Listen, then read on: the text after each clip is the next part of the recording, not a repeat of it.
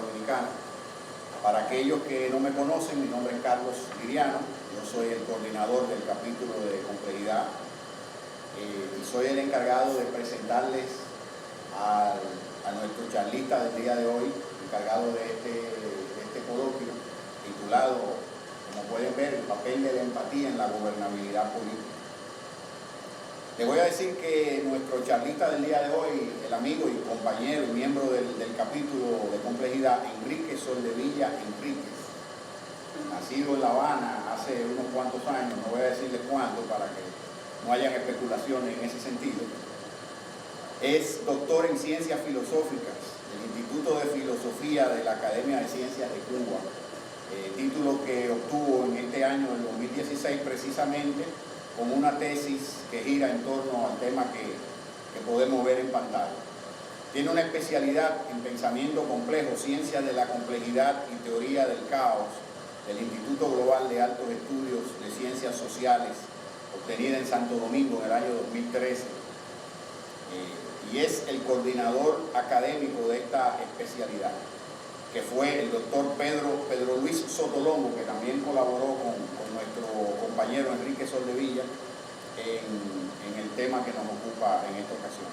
Es licenciado en Filología, especializado en Lengua y Literatura Hispanoamericana de la Universidad de La Habana, título que obtuvo en el año 1982. Es miembro de nuestro capítulo de complejidad de la República Dominicana, donde funge como coordinador del grupo por perfiles afines de ciencias sociales. Cabe decir, es el grupo dentro del capítulo que se encarga de lo que tiene que ver con ciencias sociales. Es profesor de redacción del Instituto Tecnológico de las Américas, cito en la provincia de Santo Domingo. Ha obtenido premios como el concurso de ensayo Fulbrode del año 2013, donde obtuvo el tercer premio con el ensayo titulado Sociosferas de la Comunicación. Lo dije bien, Enrique, sociosferas. Sociosferas de la comunicación. Tientos desde la complejidad. Eso fue hecho público por el editorial Fulbrode en Santo Domingo en el año 2014. Entre otras publicaciones tiene Alejo Carpentier en su tiempo trascendente. Fue un artículo en el periódico Gramma, un resumen semanal, publicado el 25 de septiembre de 1983. Contemporaneidad del siglo de las luces. Democracia y cultura para el periodo 2006. Cuba para sociólogos, publicado en el periódico Hoy en Santo Domingo, 30 de enero del 2006. Publicado en la revista Futuros, número 12 del año 2006. Mi gobierno, y básicamente ese tema va a estar segmentado en los siguientes puntos que fueron también circulados a los miembros de dale a la acá. Sí, a la próxima. Ahí va. Eso es un tópico que vamos a tratar. Bueno, pues teniéndolo en pantalla, yo creo que se hace innecesario, fuera del hecho del aporte estético de mi presencia en este podio. De manera que yo le voy a dejar con nuestro compañero Enrique Soldevilla, a quien invito a que venga donde nosotros ahora, por favor. Un conversatorio sencillo, quiero socializar con ustedes algunas ideas que fueron tratadas en la tesis. Y como ven, estos son los tópicos. A mí me gustaría empezar, fíjense bien, con una resignificación de lo que es el concepto de gobernabilidad. Porque tanto en la teoría política como en la ciencia política, en la sociología, en la comunicación social, muchas veces se emplean términos aparentemente sinónimos, pero que en el fondo tienen una fuerza o un sentido diferente al que conocemos como gobernabilidad. Es una noción, la noción de la gobernabilidad es una noción controversial dentro de las ciencias sociales por la siguiente razón. Es el principal argumento, fíjense bien, de la composición filosófica del neoliberalismo, el que pone en controversia es el uso de ese término, confundiéndolo, por ejemplo, con el de gobernanza, gobernanza y gobernabilidad en determinados sectores de producción de las ciencias sociales aparentemente es lo mismo y no denotan lo mismo. Y aquí están algunos ejemplos que pueden ver en la diapositiva, como las diferentes teorías neoliberales, como la del Estado mínimo, el gobierno corporativo, la nueva gestión pública, el sistema sociocibernético, el buen gobierno, etcétera, que precisamente de este último es donde nace el concepto de gobernanza, son precisamente el buen gobierno y la gobernanza son constructos ideológicos del capitalismo para darle las recetas a los diferentes países que dependen de los préstamos y de los compromisos que contraen con esas instituciones financieras internacionales. De manera que en esencia, estos constructos, el Estado mínimo, observen ya la naturaleza propiamente liberal de la filosofía del liberalismo, que se expresa de entrada en el concepto de Estado mínimo, ¿verdad? O de gobierno corporativo, etcétera. Todos ellos, todas estas recetas tienen algo en común, ¿verdad? Que tratan de reducir las obligaciones históricas de los estados, de los gobiernos de los estados, en la gestión pública. Y eso refleja la corporativización que está ocurriendo, típica del ciclo del capitalismo actual, de la fase en que está el capitalismo, donde se mercantiliza la gestión pública. Obligaciones que le competen al Estado se las traspasan al sector privado. Entonces, un ejemplo de ello fue cuando la invasión de Irak, ¿verdad?, que subcontrataron a Blackwater compañías para que ejercieran las labores de seguridad, etcétera, y no eran más que mercenarios del Estado capitalista, del imperialismo allí. En ninguna, la observación número 2, en ninguna de esas aproximaciones al gobierno, que nacen de la gobernanza y de la filosofía liberal, en ninguna se tiene en cuenta una cosa que es importantísima en todo proceso de gobernabilidad, que es la armonización de 3 ámbitos de intereses sociales, lo que busca una sociedad en sentido general, cómo favorece y trabaja ese gobierno para satisfacer necesidades de los diferentes grupos que constituyen la sociedad, y cómo trabaja la sociedad, la gobernabilidad política, para que también satisfacer las necesidades de los individuos como tal, individuos, familias. Y tiene que haber entre esos 3 ámbitos una armonización. Ninguna sociedad puede dejar de tener articulados estos 3 ámbitos, pero una cosa es que estén articulados y otra cosa es saberlos armonizar. Porque si no se saben armonizar, es de ahí donde se crean las diferentes grupalidades socioclasistas que impiden un balance y una democracia realmente donde se logre hasta un punto, hasta donde los recursos y las capacidades del país lo permitan, el llamado bien común. Entonces, miren lo que pasa. Debido a ese problema de cambios de nombre y de denominaciones sobre gobernabilidad, necesitamos establecer en esta primera parte de la charla qué entendemos por gobernabilidad. Para nosotros, desde la mirada sociológica, gobernabilidad es toda praxis encaminada a ejercer desde el aparato administrativo estatal el poder político, militar y la autoridad jurídica, mediante diversas estrategias socioclasistas de conducción social. Eso es un principio general para cualquier sistema político. Desde la mirada de la ciencia política, es la gobernabilidad el proceso político donde se plasma la ideología de clase social de quienes ostentan ese poder hegemónico.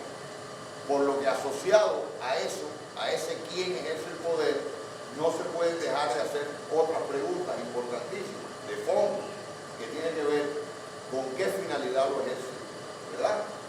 Porque de ahí, de las respuestas a eso, es que podemos captar la orientación de valores que tiene esa praxis social que es transversal y que nos compete de una forma u otra a todos los ciudadanos del planeta en cada espacio nacional.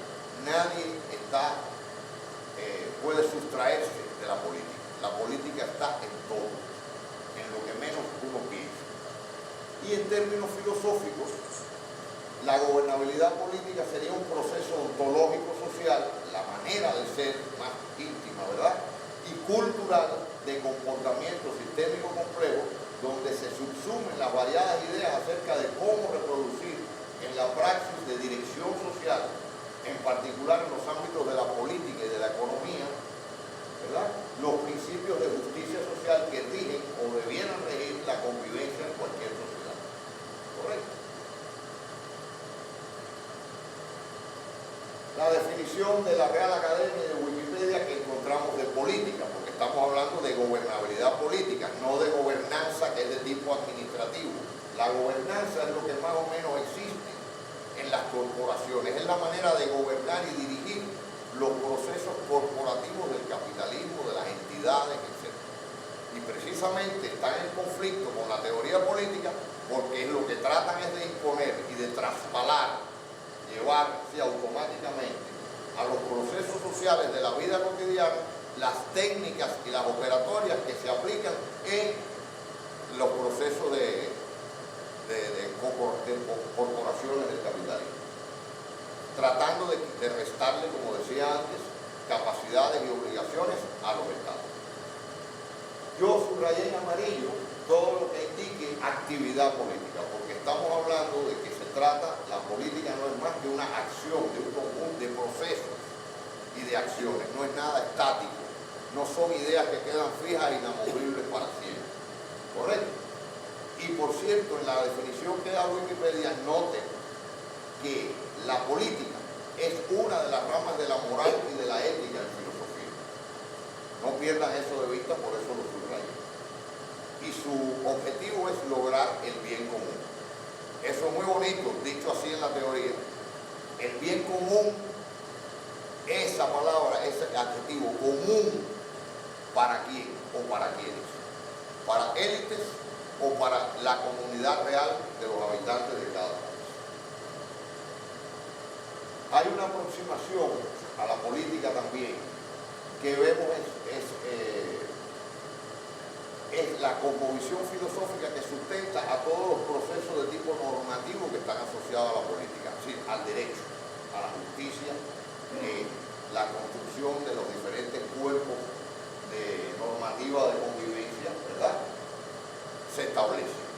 Esos cuerpos de normativa de convivencia social lo que establecen es un régimen mediante las leyes de permisiones y prohibiciones, como mismo ocurría en la comunidad primitiva, en las tribus, mediante el tabú. La primera forma de regulación de la conducta social fue el tabú en las sociedades preclasistas, es decir, preclavistas. El tabú regulaba la conducta social, pero mantenía una horizontalidad y estaba en función del bien común en esa época sin tener este grado de abstracción, ¿no? Pero en la práctica, por los estudios antropológicos, se sabe que es así. Entonces, un aspecto clave para la comprensión es que de tal normativa y de su observancia se configuran determinadas expectativas de comportamiento mutuo y sus concomitantes patrones recurrentes y variados de interacción social de la vida cotidiana. Esto es una categoría que se maneja en el discurso de la complejidad. Las expectativas mutuas de comportamiento. Cómo anticipar las reglas del juego establecidas en cualquier comunidad de convivencia social.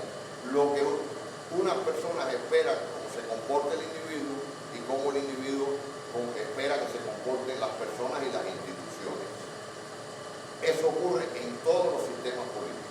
Y el que lo transgrede es que está violando a su vez todo un régimen de normativa ya legal y jurídica que se conforma también a partir de esas expectativas. Es decir, es una relación de retroacción. Una va alimentando y nutriéndose de la otra.